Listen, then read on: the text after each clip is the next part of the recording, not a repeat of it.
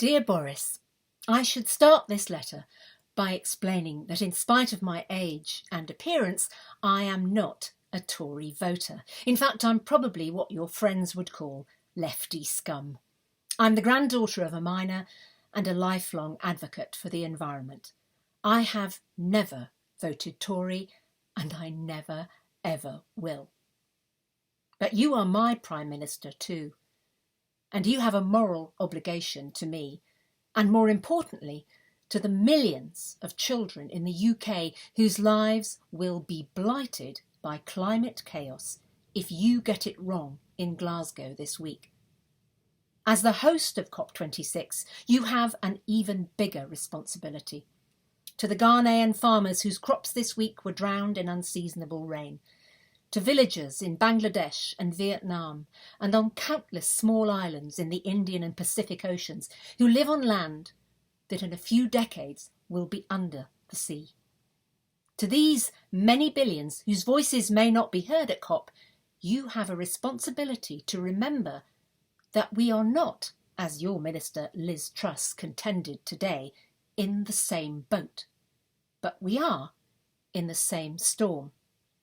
The difference is that you and I, Boris, will face the storm of climate chaos in what amounts to a luxury cruise liner, while people in the global south will ride it out on a raft made of discarded oil barrels.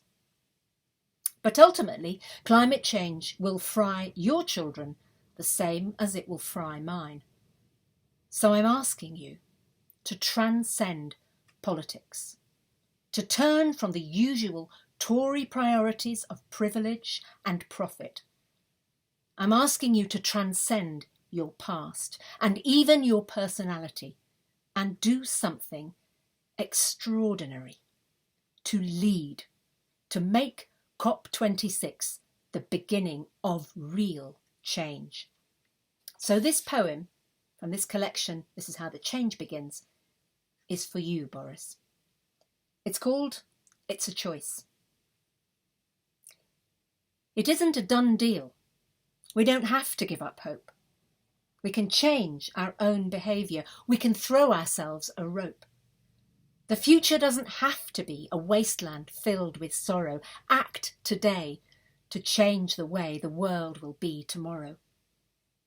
We've all to gain, and much, much more than everything to lose.